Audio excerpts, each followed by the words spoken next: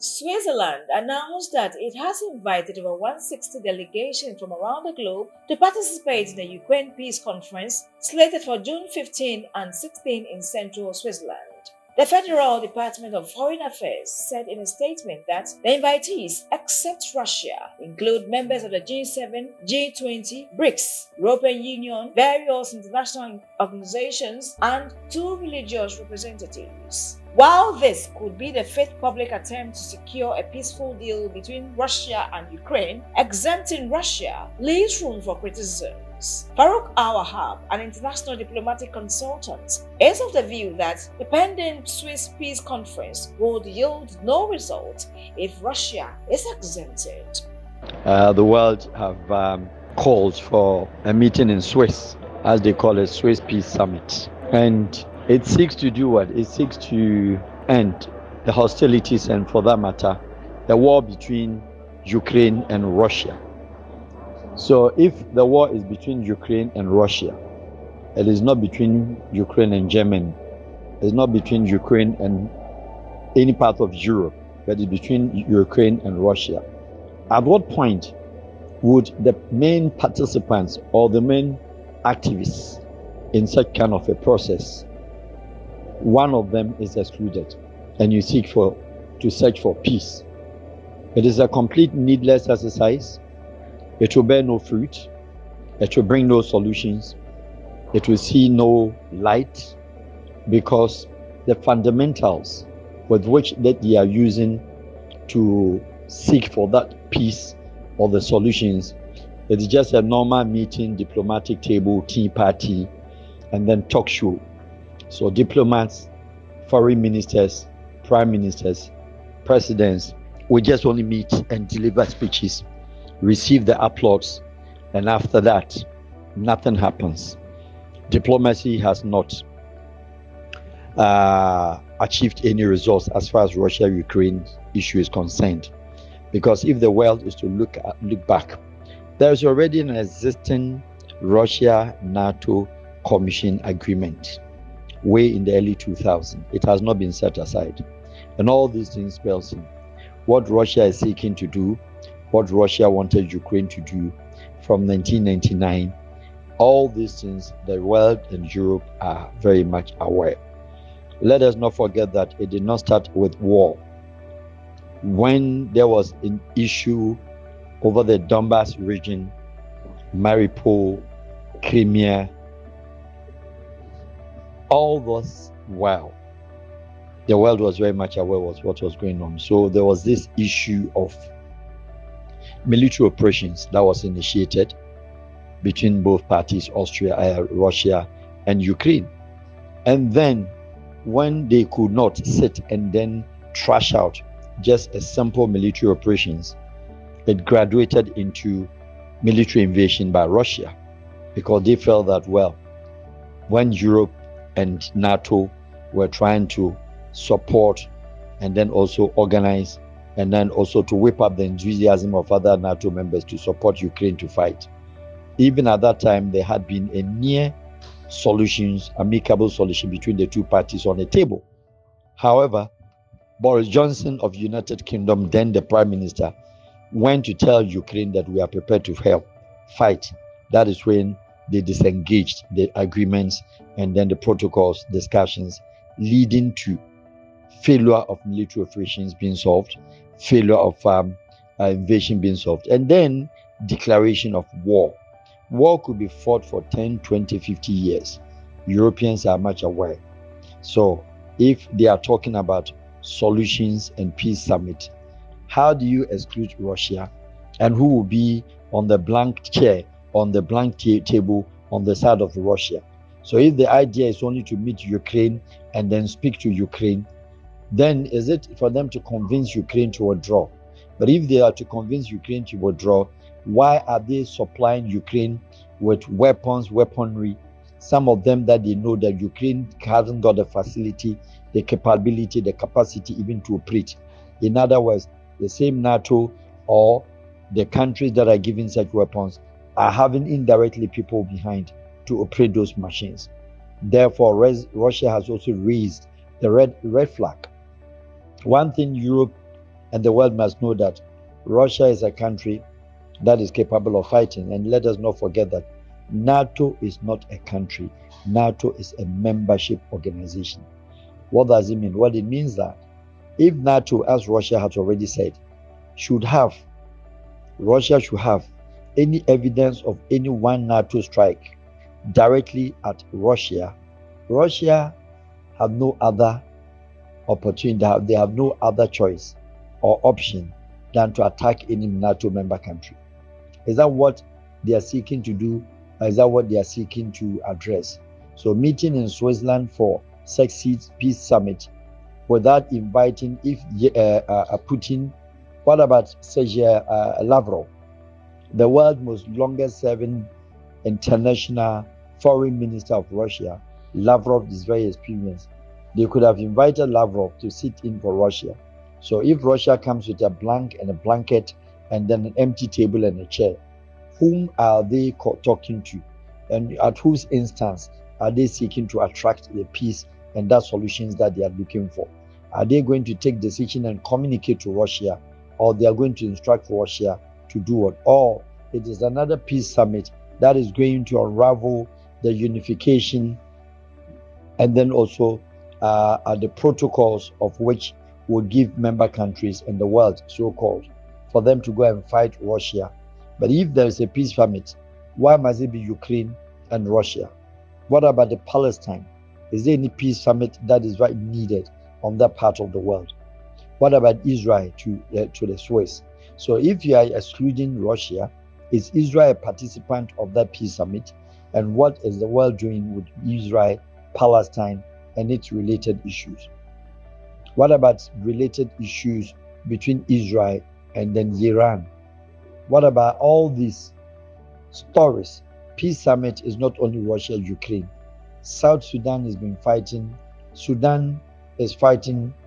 A delegation from South Africa, Egypt, Senegal, Congo Brazzaville, Comoros, Zambia, and Uganda, led by South African President Cyril Ramaphosa, embarked on a peace mission to meet leaders of Ukraine and Russia in what was described as the first time African leaders embarked on a peace mission beyond the continent to add their voices on a call to end the war.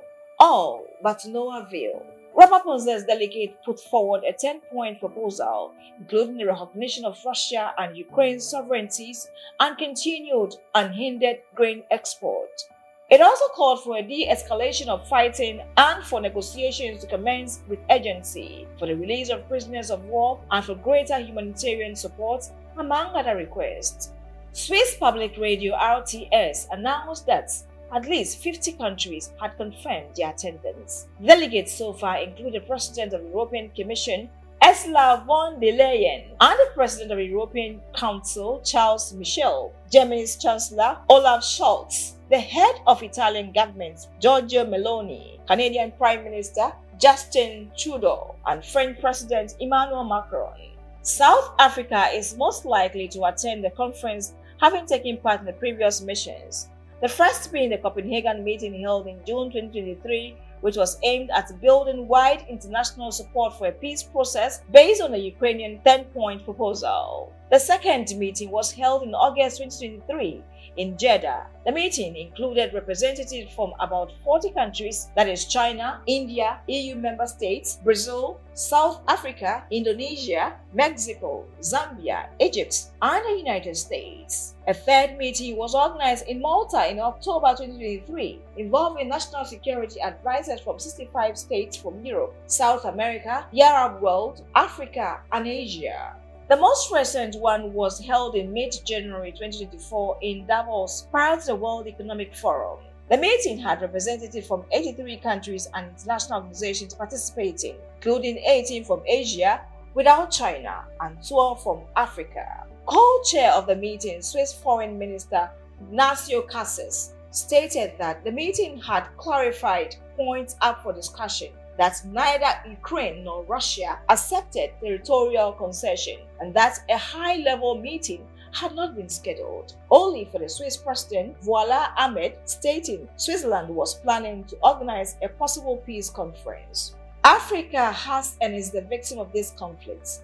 The conflict has led to a shortage of grain and fertilizer in many African countries, which import commodities from Ukraine and Russia respectively. This has led to a spike in food prices around the world, especially in African countries. In Tanzania, for instance, fuel price has continued to clinch at a top notch, with the current pump price recording 30,314 shillings per litre, translating to $1.28, being slightly higher than the average price of gasoline in the world, selling at a price of $1.26 per litre. The question is, why are African countries not concerned with the peace conference even though they are affected by the global conflict around Ukraine territory?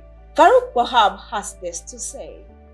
So, ideally, the world, with all confused state of diplomatic disorder and a failure by the UN, a failure by the Security Council that refuses to recognize that the UN Charter sees that it takes the two warring parties to sit vis-a-vis, face-to-face, eye-to-eye, and then mediators, diplomatic mediators, can all speak to the subject and whether to convince or just for them to abstain or all of them to agree and disagree. So if you are meeting the body of the peace summit or the peacekeepers or the peace crusaders without the people who are the warring factions, what peace are they seeking to attract, and how are they going to go with that peace that is going to be possible, as I've already intimated. So UN summit is the world money, organization is the world money, Switzerland is the destinations, Switzerland, Austria, that is Vienna, and New York. Of course, we should be minded with the fact that they milk and make money out of summit. Diplomats will live in a hotel, diplomats will go to restaurants, diplomats will go to a cafe, diplomats will take taxis, diplomats will charter cars, diplomats will charter limousines, etc. It's a money for the receiving nation or the recipient of all these diplomatic missionaries. It's a money. So anybody can raise peace summit. How many peace summits were raised between Palestine, between Yasser Arafat and Yitzhak Rabin, and then also Shimon Peres, etc. And today, still, we are at it again. So it is not a matter of what, couching a better word or couching or organizing. UN is quick to organize. Other world leaders are quick to organize. At the end of the day, there's nothing that comes out of it. And they know very well that it will be only a communique that will be issued. An empty communique had always been issued by UN. Empty communique, because there's no action that follows up suit. Foreign ministers will be taxed to go and draft proposal. So they do the proposal and send to watch. Kremlin is not an easy hub of diplomatic. It's one of the most important and experienced and ancient and old diplomatic hubs of the world. We're talking about New York, we're talking about Switzerland, Geneva, we're talking about Vienna. You cannot leave Kremlin the same way you can leave London, the same way you can leave Paris, and the same way you can leave Jeddah. So these are the most popular destinations, and of late also Beijing parts. So what are we talking about? That you have peace summit and you leave a member of the UN Security Council, a key member, Kremlin, that is Russia, they are not part. So you have China there, you have the superpower by France, you have the Great Britain, that is the UK's, and the Americans are there. So who are the main architects? The main architects, Russia feels. Without Kremlin on that table, I don't think there's anything that they're doing rather than meeting together and then talk, fly in, fly out, cost their respective countries with air tickets, diplomats traveling across, just a normal diplomatic soiree, which seeks not to bring anything on the table. There are are several arguments that can be made for why African countries might consider not participating in the Ukraine Peace Conference. These points reflect both geopolitical consideration and practical concerns. Firstly, many African countries may have limited direct economic or political stakes in the Ukraine conflict compared to other regions. Their primary international focus might be on issues more immediately affecting their own continent, such as regional security, economic development, or public health. For that, Ukraine recently made attempts to open diplomatic offices in several African countries. Observers have been quick to raise concern, some stating that the plan, which includes donations and a push for increased Ukrainian forces special Observers have been quick to raise concerns, some stating that the plan, which includes donation and a push for increased Ukrainian special forces in African countries, only seeks to counter China and Russia's prospects in the continent and drum up support for its war efforts. Last June, for instance, Ukraine inaugurated a string of new embassies in Côte d'Ivoire, the Democratic Republic of Congo, Mozambique, and Botswana. It had planned others in Ghana and Rwanda. Analyst Alan Corner, an expert at the International Center for Political Studies, says this is a tournament Ukraine wants to enter, and the chosen countries are not a random selection. Ivory Coast has always supported Ukraine in resolutions at the United Nations. However, during the Russia-Africa Summit, the Ivorian president, Al-Hassan Ouattara, was absent. So, it is not surprising that Ukraine is deploying efforts to improve its image. Another consideration is resource allocation. Attending and participating in international conferences requires significant diplomatic resources and time. For many African nations, these resources might be better spent addressing critical issues within their own borders or regions when they can make a more immediate and tangible impact. This practical approach underscores the need to prioritize domestic over international concerns. Historically, many African countries have pursued policies of non-alignment, avoiding taking sides in conflict between major powers. This stance of neutrality is often rooted in a desire to maintain balanced relationships with multiple global powers. Participating in a peace conference focused on Ukraine-Russia conflict